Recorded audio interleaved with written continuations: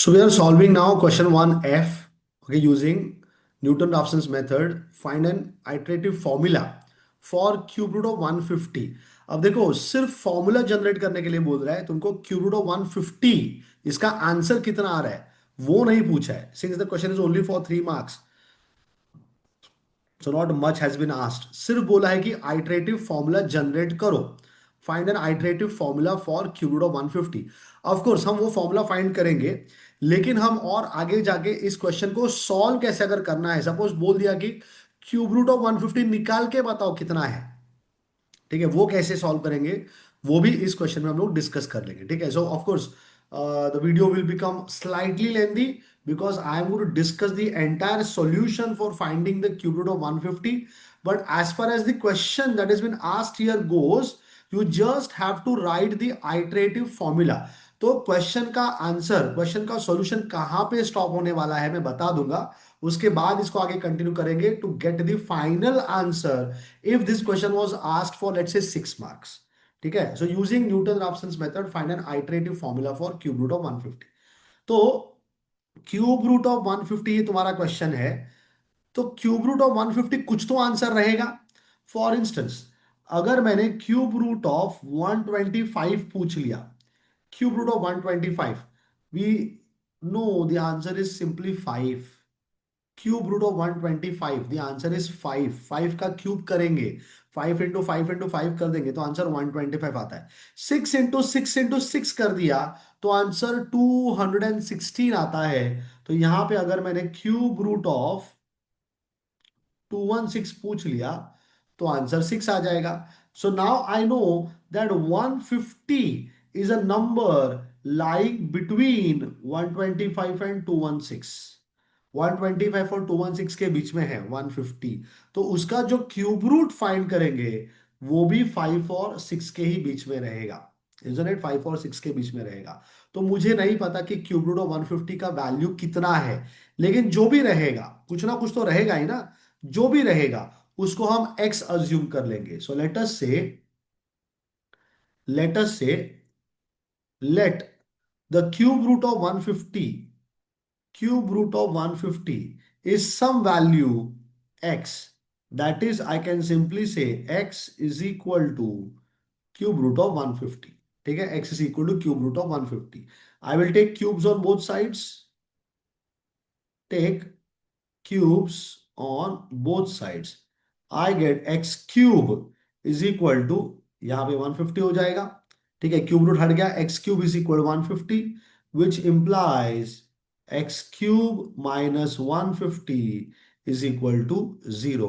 तो कोई ना कोई तो ऐसा एक x का वैल्यू है. There is some or the other value of x which is actually lying between 5 and 6, which when I substitute in this place, ठीक है, ये x के जगह पे अगर मैंने प्लेस कर दिया और उसका क्यूब निकाल लिया तो 150 माइनस 150 आंसर 0 आएगा. The only problem is I don't know where that value is, या what that value is. Where तो पता है 5 और 6 के ही बीच में रहेगा, क्या वैल्यू है वो मुझे पता नहीं है. तो हम क्या करेंगे, ये जो एक्स क्यूब माइनस 150 ये इतना जो पार्ट है इसको अज्यूम कर लेंगे कि ये एफ ऑफ एक्स है मेरे लिए. ये एफ ऑफ एक्स है. ठीक है, सो लेट अस से F of x is x cube minus 150. ठीक है, x cube minus 150. So I'm going to discuss only the Newton-Raphson method over here. We have bisection method and we have regular false method also. But for MU it is only the regular false method, or it is also called as the false position method. And the other one is the Newton-Raphson method. यही दो method हमको सीखने हैं, तो हम सिर्फ Newton Raphson method पे इस क्वेश्चन में फोकस करेंगे. सो अब एफ ऑफ एक्स हो गया. ठीक है, एक्स क्यूब माइनस 150. अगर मैं इसका ग्राफ बना दूं, ठीक है, इसका अगर मैं ग्राफ बनाता हूं तो x इक्वल टू 125 अगर मैं डाल दूं यहां पे, तो एफ ऑफ 125 का आंसर हो जाएगा, not 125, I am so sorry, I would place the value of x as 5. X का वैल्यू 5 डाल देंगे तो एफ ऑफ 5 का वैल्यू हो जाएगा 5 का क्यूब माइनस ऑफ 150. ठीक है, which is 125 minus 150 which is minus of 25 which is less than 0. तो एफ ऑफ 5 का आंसर लेस देन 0 है. और अगर मैंने x का वैल्यू 6 डाल दिया तो एफ ऑफ 6 का वैल्यू हो जाएगा 6 cube minus of 150 which is 216 minus of 150। ठीक है, सो 50 ये और आगे का 60, तो 66 आंसर आ गया which is greater than zero. इसका मतलब है अगर मैंने एफ ऑफ एक्स का ग्राफ बना दिया, एफ ऑफ एक्स का ग्राफ बना दिया against x, this x, this x equal to 5, this x equal to 6, तो एक्स इक्वल टू 5 के लिए अपना एफ ऑफ 5 का वैल्यू है -25, this is 5 comma -25, and then 6 के लिए हमारा वैल्यू है 6,66, 6,66। तो अगर मैं यहाँ पे ग्राफ बना दूं ज्वाइन करने वाला इन दोनों पॉइंट्स को, तो वो ग्राफ एक्स एक्सिस को कट करके जाएगा कहीं ना कहीं पे। ठीक है, जहां पे भी कट करेगा, जहां पे भी यहां पे कट किया, यही तुम्हारा रूट है, यही तुम्हारा रूट है। ठीक है, इसको अलग अलग मेथड्स में अलग अलग वैल्यू बोला जाता है। यहां पे इसको हम लोग xn+1 नाम से बुलाएंगे, will be calling it as xn+1। अब 5 को तुम xn बोल सकते हो या 6 को तुम xn बोल सकते हो। 5 से बोलोगे तो यहां से आगे आगे बढ़ते जाएगा टुवर्ड्स द रूट। ठीक है, और अगर 6 को बोल दोगे एक्सएन तो पीछे पीछे आता जाएगा। So it entirely depends on you कि आपको एक्सएन को किसको लेना है। जनरली लोग छोटे वाले वैल्यू को लेके स्टार्ट करते हैं, 5 को लेके स्टार्ट करते हैं, तो ये हमारा इनिशियल वैल्यू बन जाएगा। सो न्यूटन राफसन मेथड से पहला तो मैं आपको फॉर्मूला दे देता हूं, न्यूटन राफसन मेथड का फॉर्मूला क्या है। न्यूटन राफसन मेथड, ठीक है, so Newton Raphson method it is given by xn+1 is xn minus F of xn upon F dash of xn। तो xn मतलब जहां से हम वैल्यू स्टार्ट करने वाले हैं, तो मेरे केस में वो वैल्यू 5 है, दैट बिकम्स माई xn। ठीक है, और xn+1 is the next iterative value. ठीक है, तो यहां पे इस लॉजिक को समझो कि कुछ एक रैंडम नंबर से हम स्टार्ट करेंगे और धीरे धीरे धीरे धीरे आगे बढ़ते जाएंगे towards our root. Of course the answers are never exact in this case. ये जो मेथड हम लोग अप्लाई कर रहे हैं यहां से हमको x का एग्जैक्ट वैल्यू नहीं मिलेगा, लेकिन एक बहुत अप्रोक्सीमेट आंसर मिल जाएगा। ठीक है, बहुत ही closer to the accurate answer हमको यहां से मिल जाएगा। तो xn+1 is xn minus F of XN, F of XN upon F dash of XN. तो एफ ऑफ एक्स क्या दिया हुआ है हमको, एफ ऑफ एक्स दिया हुआ है x³ - 150। तो तुरंत मैं इसका फर्स्ट डेरिवेटिव निकाल लेता हूं। लोग एफ डैश ऑफ एक्स बोलते हैं, मैं इसको f1 ऑफ एक्स बोलता हूं, first derivative of f of x, f1 of x. So the derivative of x³ - 150 is simply going to be 3x square। ठीक है, f1 of x, the first derivative of the function f of x is going to be 3x square।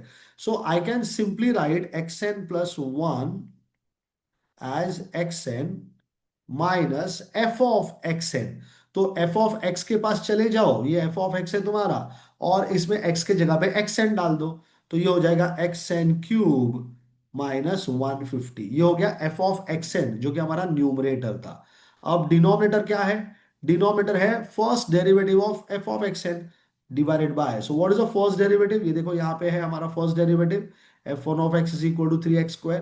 तो यहाँ पे भी आ जाएगा 3xn², x के जगह पे xn डालना है, तो 3xn² हो जाएगा। अब उसने क्या बोला है, क्वेश्चन में बोला है कि तुम सिर्फ आइटरेटिव फॉर्मूला करके बताओ, nothing else you have to do. तो 3xn² को मैं xn के साथ मल्टीप्लाई कर दूंगा, आंसर मिलेगा 3xn³ माइनस xn³ प्लस 150। मैंने ये माइनस एन को ब्रैकेट के अंदर ले लिया। ठीक है, so minus n will change the signs of the terms present inside the bracket. So now when I did the cross multiplication of 3xn² with xn I got 3xn³ और मैंने minus N को अंदर भेज दिया, तो minus of xn³ -150 बन जाएगा +150। ठीक है, divided by 3xn square। So when you simplify 3xn cube, ठीक है, 3xn³ minus of xn³, this will give me 2xn³ 2xn³ plus 150 divided by 3xn square। This is your formula। ठीक है, the iterative formula जो उसने पूछा हुआ है question में, ठीक है, यही है, यही तुम्हारा फाइनल आंसर है जो क्वेश्चन दिया है उसके लिए, जो क्वेश्चन दिया है उसके लिए ये तुम्हारा फाइनल आंसर है। You solve up to this particular step, you will be getting full 3 marks. लेकिन मैं इसको और आगे लेके जाने वाला हूं, मैं रूट लेके आने वाला हूं इसका, ठीक है। तो अब वो रूट निकालने के लिए will be making use of calculator, ठीक है, हम कैलकुलेटर यूज करेंगे और एक एक वैल्यू हम ढूंढते जाएंगे।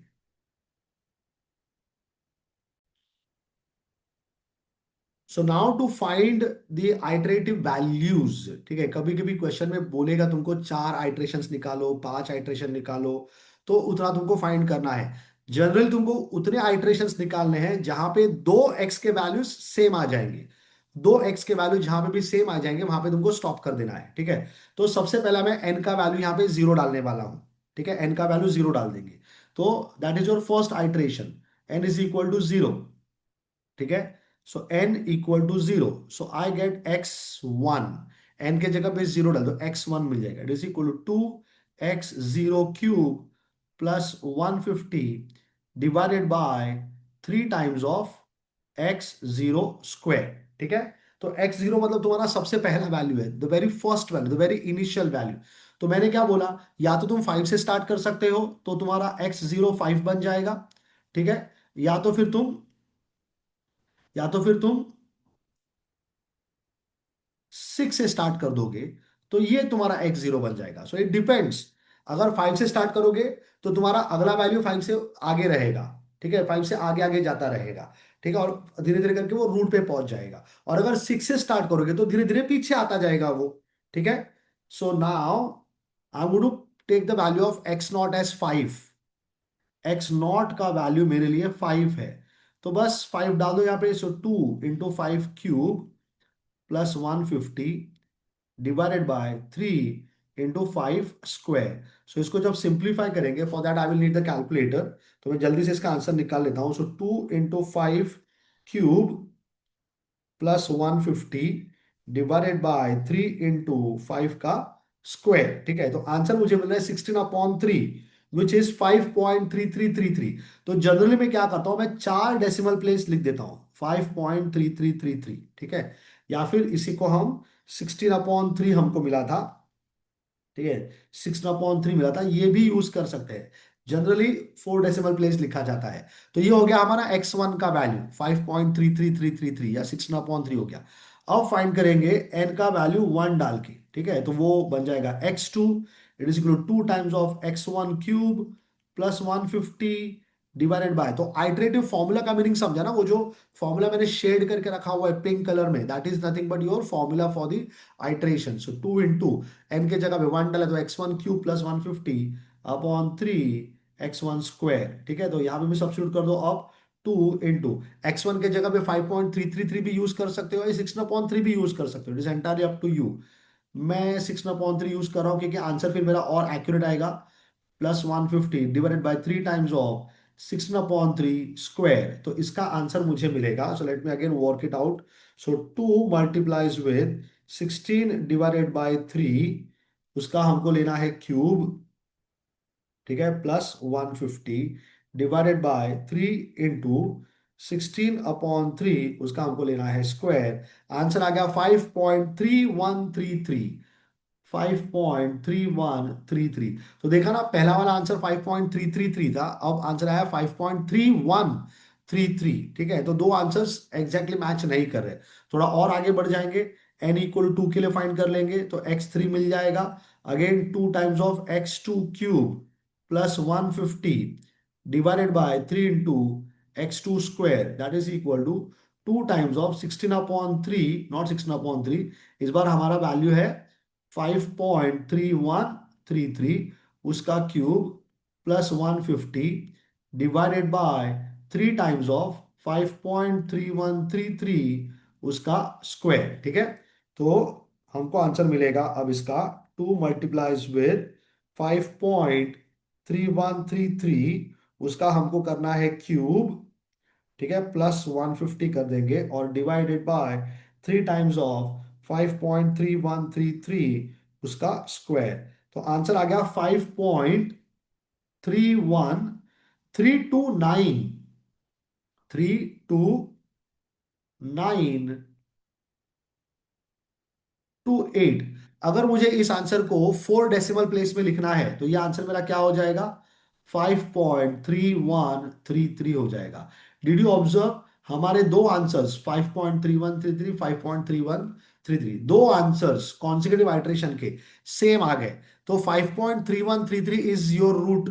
सो x becomes equal to 5.3133। Exam में जनरली 4 डेसिमल प्लेस पूछेगा, तो ये हमारा आंसर हो गया 5.3133। ये अगर हमने फंक्शन में डाल दिया 5.3133, हमारा फंक्शन याद है ना, हमारा फंक्शन था x³ -150। ठीक है, इस फंक्शन में डाल के देखो, आंसर बहुत ही क्लोज रहेगा जीरो के। Let's try it out. 5.3133, 5.3133, उसका क्या करना है? क्यूब करना है, x³ -150। Answer is 0.0000605 and so on. ठीक है, तो अगर तुम ऑब्जर्व करोगे आंसर बहुत ही क्लोज आया है जीरो के। मैंने क्या कहा था, एग्जैक्ट आंसर नहीं मिलता है, लेकिन बहुत ही अप्रोक्सीमेट आंसर मिलता है, जो कि एग्जैक्ट आंसर के बहुत ज्यादा नजदीक होता है। सो यहाँ पे x का वैल्यू हो गया 5.3133। That's how we will solve the Newton Raphson method. ठीक है, क्वेश्चन में पूछा नहीं है x का वैल्यू निकालो, क्वेश्चन में सिर्फ आइटरेटिव फॉर्मूला जनरेट करके बताओ, इतना ही पूछा था। So that's how will be solving this particular question. Now will move on ahead with the next question.